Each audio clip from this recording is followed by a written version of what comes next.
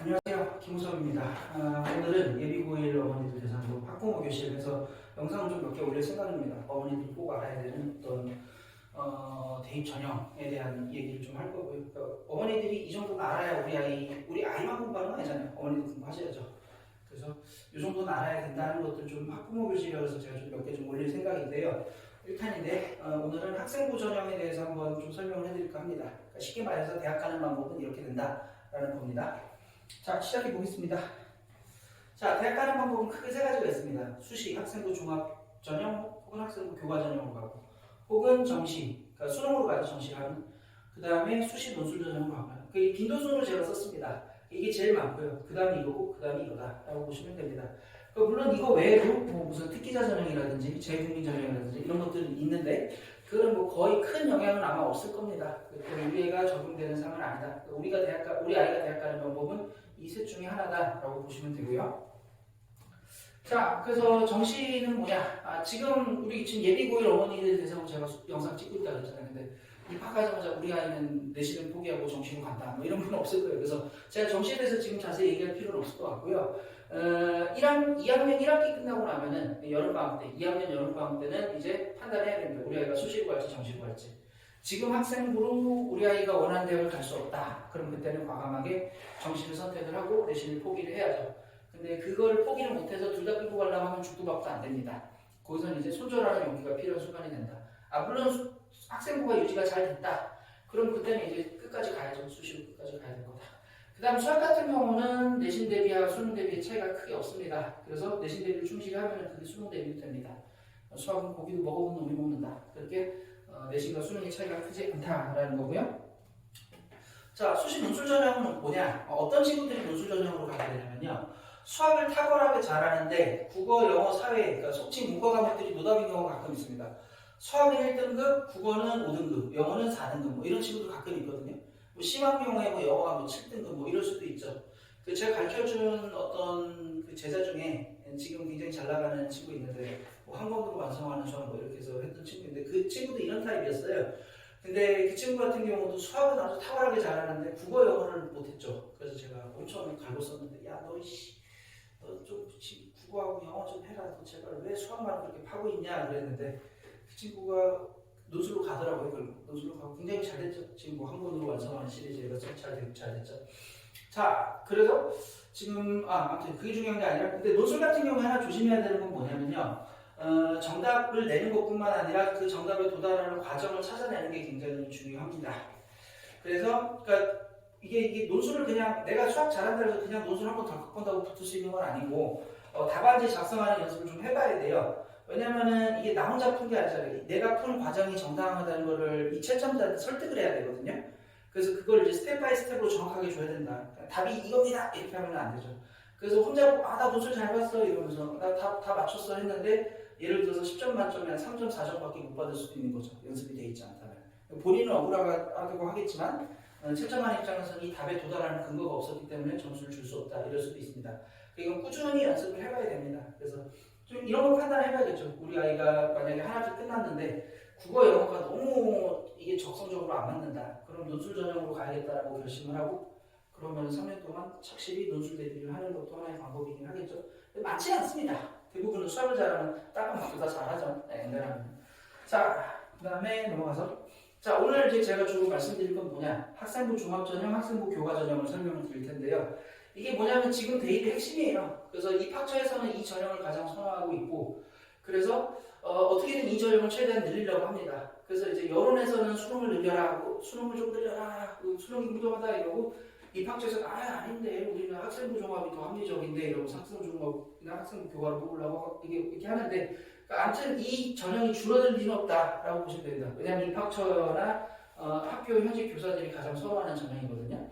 그래서 지금 실제로 2023학년도 전형을 보면은 서울대는 정원의 60.1%, 연세대는 44.8%, 고려대는 61.4%의 학생을 지금 학생부 종합전형으로 선발하고 있다라는 거고요. 자, 그 학생부를 구성하는 요소는 교과와 비교과가 있습니다. 교과 항목에 대해서 좀 설명을 드릴게요. 교과는 뭐냐? 9등급 상대평가 방식으로 매깁니다. 좀 이따 등급제에 대해서 얘기를 하고요. 1등급부터 9등급까지 매긴다. 1등급이 제일 좋고 9등급은 몹시 우수한 등급이고요.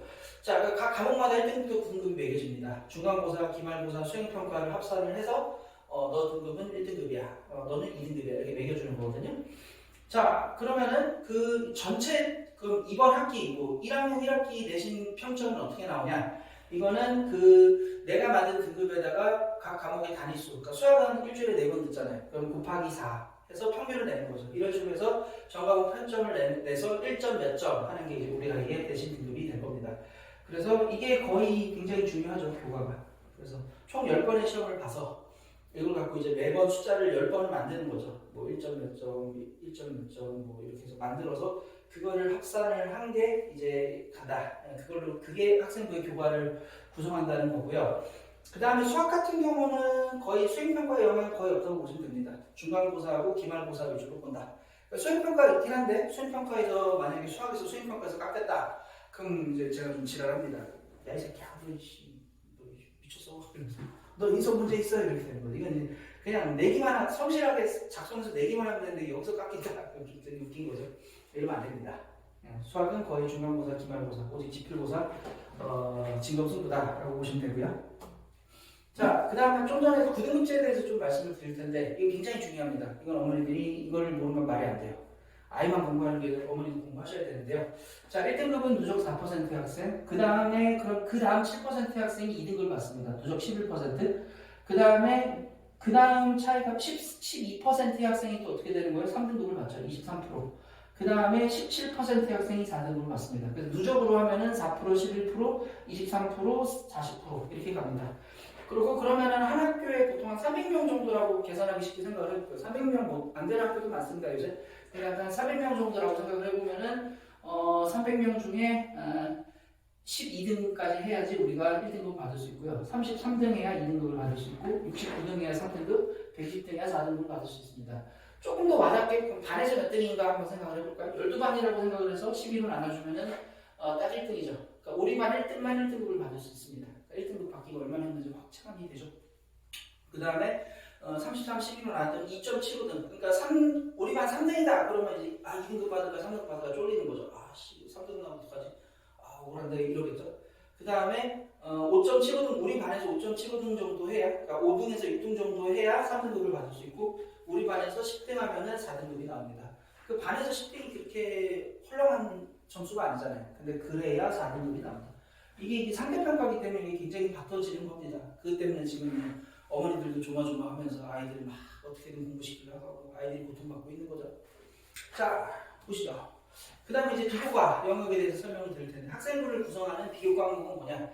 내신 점수 이외의 학교 활동을 가리키고요. 그래서 뭐 독서 이력, 책 읽은 거, 책 읽고 적은 거, 동아리 활동, 교리 경시대회 뭐 이런 건데 요새는 이거 굉장히 많이 줄어들었습니다. 그러니까 이걸 넣는 게 좀 약간 주관적이고 학생의 잠재력 이해 요소가 개입된다는 비판이 있었죠. 그래서 몇 년 전에 한번 난리가 났었잖아요. 이것 때문에.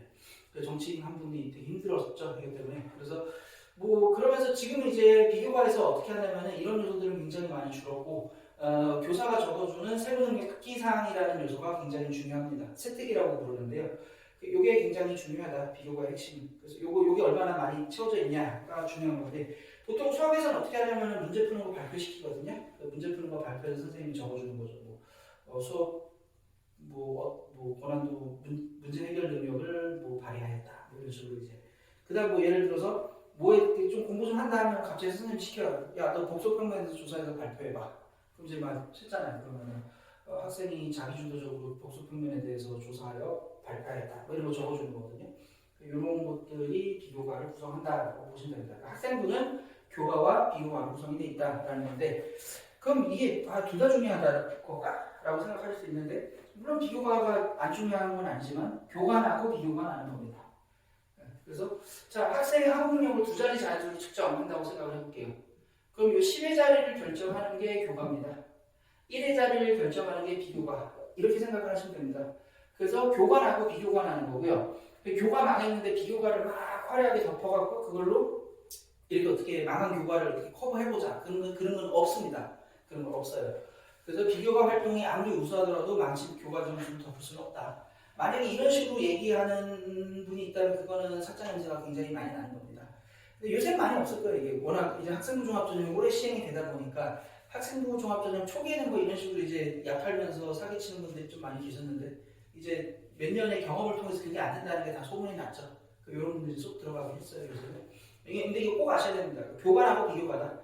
그래서 일단 교과에 모든 에너지를 쏟고 교과가 된다 치면은 그 다음 비교과를 만드는 건데 비교과는 보통 그 선생님들이 알아서 만들어줘요. 공부 좀 한다 하면은 우리 학교 대표 선수다라고 하면은 선생님들이 알아서 만들어줍니다. 귀찮아, 야 너 이거 해와 하면 애들이 귀찮아하면서 막 할 텐데 그거 해온 거 갖고 이제 적어주고 이러는 거죠. 교과가 핵심이다라는 거고요. 자, 그럼 학생부 교과 전형에 대해서 한번 설명을 드릴게요. 학생부 교과 전형은 뭐냐면은 이게 이제 교과 비교과 중에 교과를 중심으로 평가를 하겠다는 거죠. 그리고 여기서 핵심 뭐냐, 교과를 정량 평가한다. 아, 정량 평가 어려운 말입니다. 그죠? 이게 뭐냐면 숫자만 본다는 거거든요. 너 몇 점, 너 등급 뭐야? 이걸 보겠다는 거죠. 그래서 이 방식에 따르면은 전국 모든 고등학교 1.0은 동일한 겁니다. 그러니까 뭐 예를 들어서 일반고에서 1.0을 받았건 전국 단위 자사고에서 1.0을 받았건 둘 다 똑같이 1.0인 거죠. 숫자를 보는 거니까 양으로서 평가를 하는 거니까요. 근데 요새는 좀 이제 요새 트렌드는 어떠냐면 교과라고 해서 뜯어보면은 비교과 요소를 반영하는 경우가 은근히 있습니다. 요새는. 그래서 뭐 이게 교과만으로 이게 평가가 안 된다, 뭐 이거 어떡하라고 하니까 이제 뭐 자기소개서 같은 거라든지 면접을 본다든지 교과에서 면접을 본다 이런 식으로 요새 포함시키는 것이 요즘 트렌드다. 그래서 학생부 교과에서 교과만 반영하는 건 아닌데 교과를 정량 평가한다는 게 핵심이다 라고 보시면 되고요. 자, 지금 대입의 핵심은 학생부 종합이에요. 사실 종합은 뭐냐, 교과를 정성 평가한다. 그러니까 질을 보겠다는 거거든요. 양뿐만 아니라 질을 보겠다는 거예요. 그래서 쉽게 말하면 관상을 보아니 하는 전형입니다. 그래서 성적이 예를 들어서 어떤 아이는 성적이 이렇게 올랐다 치고 어떤 아이는 성적이 이렇게 떨어졌다. 그럼 누굴 더 좋아하겠다는 거예요? 이렇게 오른 애를 좋아하겠다는 거죠.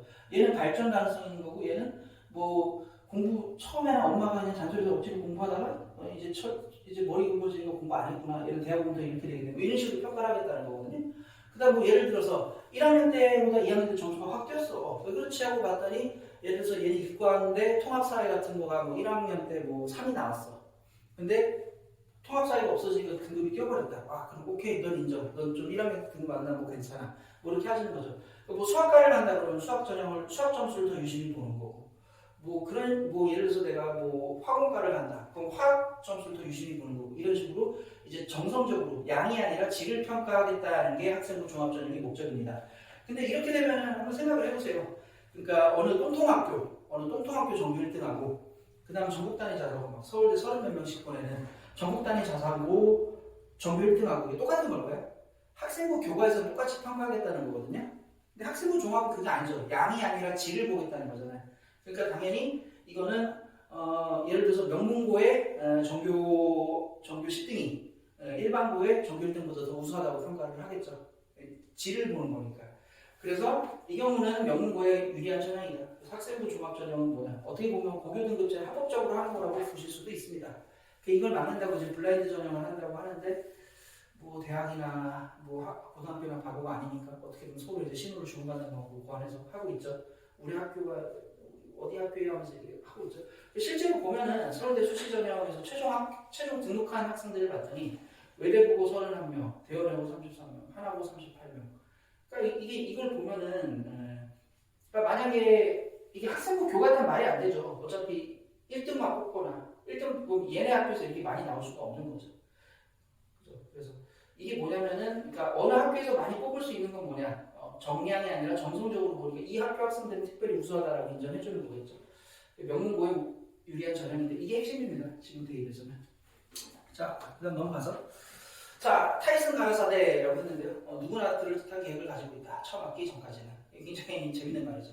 타이슨이 이제 이런 말을 했대요. 유명 권투 선수죠. 그래서 자, 그러니까 어머니들이 이렇게 생각하시면 짝입니다. 중학교 때 꾸준히 A를 받았으니까 우리 아이가 고등학교 가서 최소한 2등급은 나오겠죠? 라고 기대하시는 경우가 굉장히 많은데 이건 큰 착각입니다. 잠깐 앞으로 다시 가볼까요? 자, 여기 보세요. 아까 1등급이 나오려면 우리 반 1등이어야만 1등급을 받습니다. 그 다음 우리 반 2등 또는 3등을 해야지 2등급을 받을 수 있습니다. 그럼 중학교 때 수학 A는 한 40%까지도 수학 A가 나온단 말이에요. 근데 지금 보면은 그러니까 말이 안 되죠. 우리 아이가 중학교 때 A를 받았으니까 1등급이나 2등급은 나오겠죠. 이게 무슨 말도 안 되는 소리가 됩니다. 그죠? 이게 절대 쉽지 않다라는 거고요. 자, 내신 정. 그러니까 그래서 과도한 기대를 하시면은 좀 이제 충격을 받으실 수 있습니다. 그래서 저는 이제 비관주의적으로 말을 할 수밖에 없는데, 심한 경우에 중학교 때 받았던 등수 곱하기 3까지도 각오해야 된다. 그러니까 우리 아이가 반에서 1등이었다. 그럼 한 3등 정도로 밀릴 수도 있다는 거죠. 우리 아이가 한 5등 했다. 그럼 반에서 15등 할 수도 있다. 그 심한 경우, 좀 심한 경우긴 하죠. 근데 뭐 우리 아이가 10등 했다면은 고등학교 가면 30등까지도 할 수 있습니다. 흔한 경우는 아니지만. 그래서 이제 갑자기 이제 자신감이 확 잃고 꼬꾸라지는 경우 종종 있죠.